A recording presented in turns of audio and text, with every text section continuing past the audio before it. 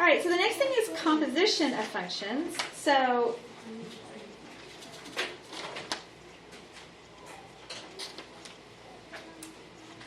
before we were adding them together and subtracting them and multiplying them. Now we are going to compose with them, which basically means we're going to put one inside of the other. So, and make a composite. So if f and g are functions, then the composite function is defined by this little notation. It's a hollow circle. So it's not the multiplication circle, it's hollow inside. And so you'll hear people say goff or fog. If it's f listed first, we'll call it fog, or you'll call that goff. I actually prefer this particular notation because I think it makes more sense. This is showing me that I'm going to plug f of x into function g. If they give you the goff notation, you have to read it from right to left. F goes into g. So if I write it the other way, fog, like this, that means g is going into f. So that would be, you're going to plug the function g inside of function f. Those two notations mean the same thing, and they're used pretty interchangeably. You'll see them both, so you just have to know what they both mean. Okay, so composition of functions is not commutative. You can go both ways. I can plug g into f, and I can plug f into g, but you will not always get the same result. Sometimes you might, but not always. So it's not commutative, like 3 times 2 and 2 times 3 is always 6. It doesn't matter what order. Fog might equal goff, but maybe not. So it's not commutative. So you have to pay attention to the way that it's written because you won't get the same answer if you just arbitrarily decide to plug stuff in. So let me show you what a function composition basically is. So let's say that this is my my input of something. And it's got, input's got numbers in them. 1, 5, -3. And let's say 1 goes to 6, and -3 goes to 2, and 5 goes to 0. Well, then these numbers could go to something else.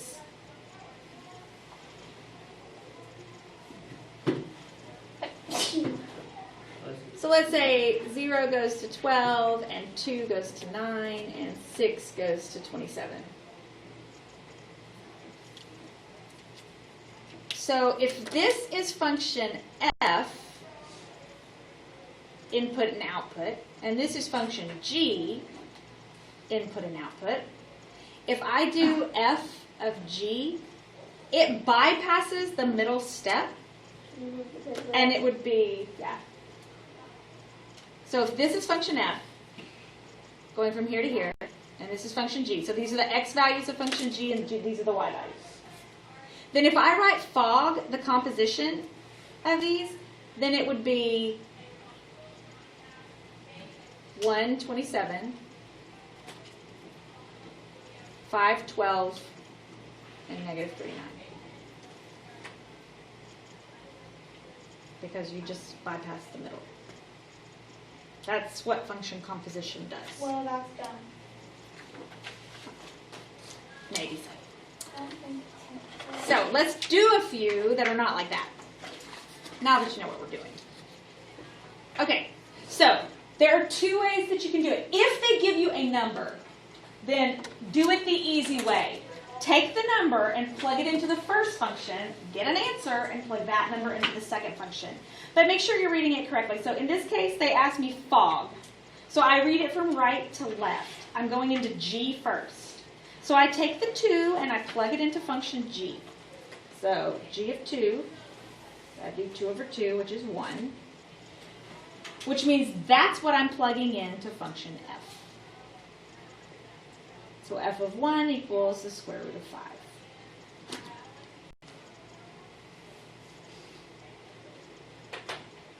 Everybody good? All right, so b is goff, which means I'm plugging into function f first.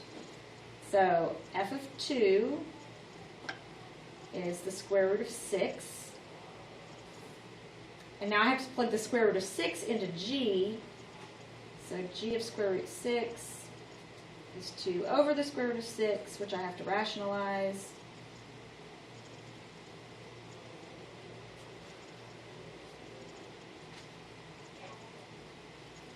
get square root of 6 over 3.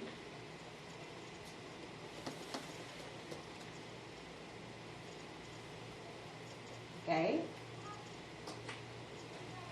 Yes? Yes. Sure? Okay. Okay. All right, so now on number 6, they get a little bit harder, though, because they don't give us numbers.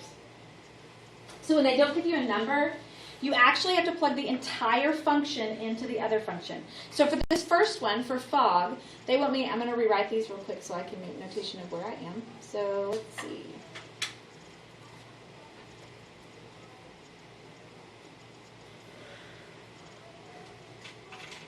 All right. They want me to take this, all of this, and plug it into function f where the x is. Just where the x is. So I'm going to have square root of 2x plus 5 minus 1. And then simplify.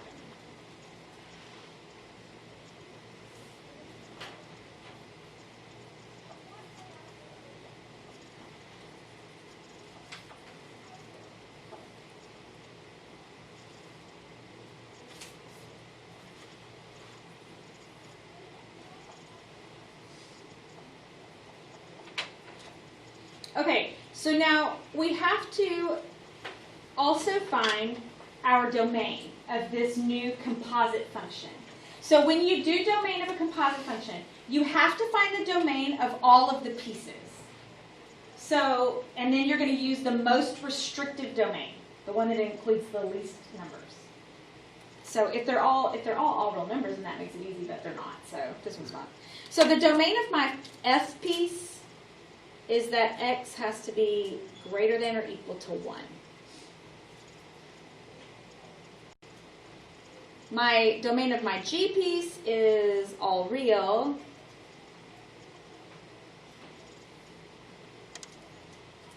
And then the domain of the composite that I just came up with, that'd be 2x plus 4 has to be greater than or equal to 0.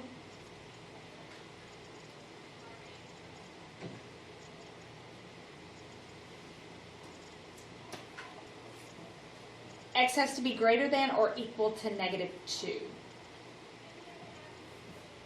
All right, so which one of those is the most restrictive?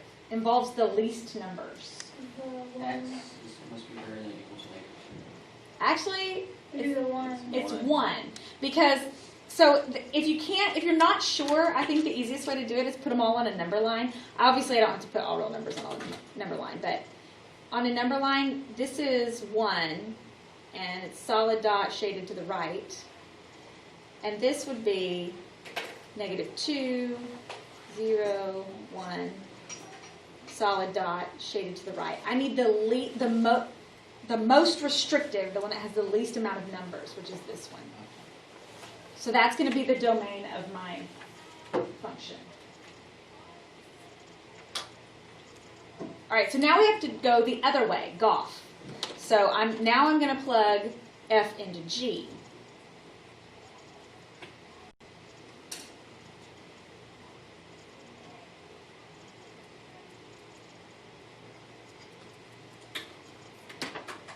All right, so all of this is going right here where x is. So it's going to be 2 square root x minus 1. Plus 5 way outside of it. And that's all I can do on it. I can't simplify it. On this particular thing, is there anything that changes the domain of this function compared to the domain of my f of x? It has the plus 5, but does the plus 5 change the domain? Does it change the horizontal or the vertical? Changes the vertical, which means it doesn't change the domain. It does change the range, but it doesn't change the domain, and that's all they asked for. So in this case, I really only have 2 domains to worry about, and I'm going to take the most restrictive of the 2, and the 2 domains I have to worry about are just these 2. Yeah. So again, it's going to be x is greater than or equal to 1, or bracket 1 to infinity.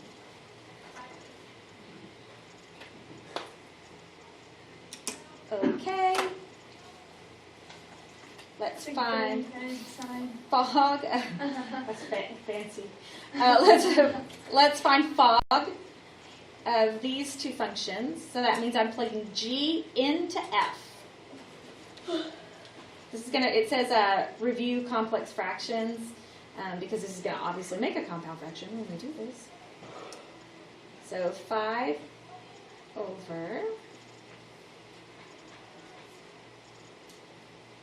I'm plugging 2 over x in for x. Very complex. Yeah. All right.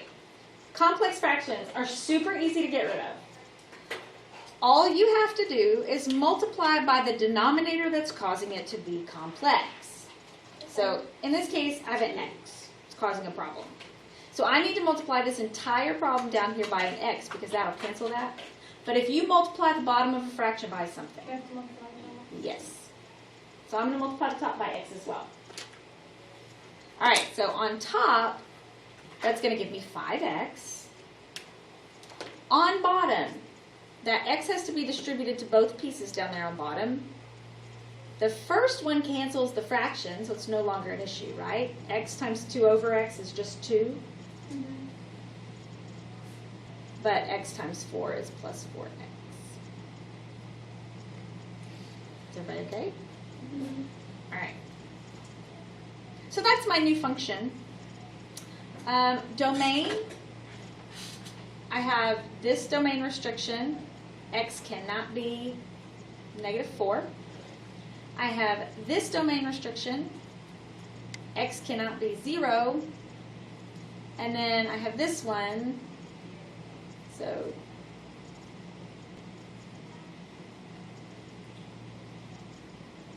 -1. x cannot be -1/2.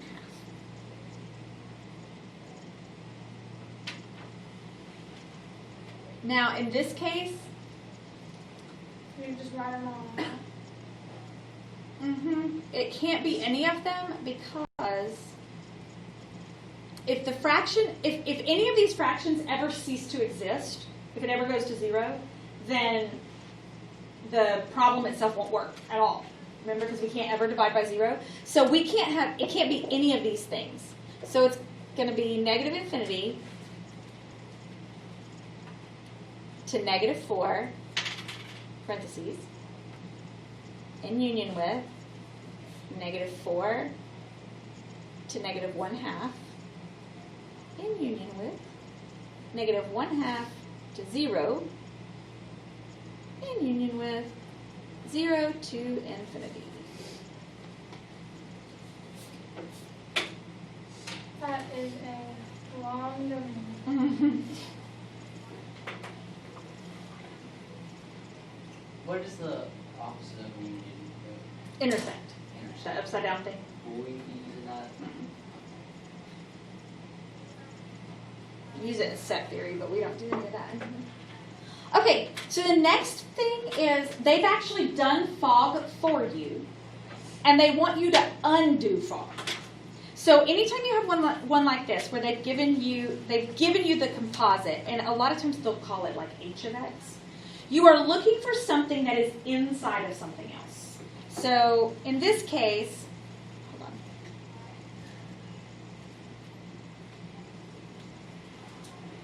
G is inside of that.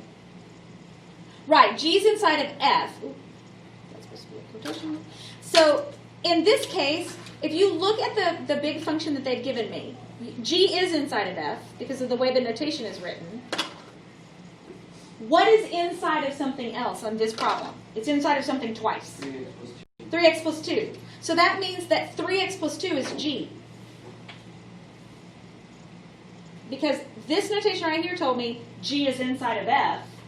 And then when I look at the problem, inside of the parentheses both times is 3x plus 2. So that has to be G. Well, then I just have to write what F is before they plugged G into it. I really like this part. Yeah, these are easy. So it would be F of x squared minus F of 4x. x minus 8. They call that decomposition of a function because you decompose it back into two functions. So that's it. I'll turn it on, open it.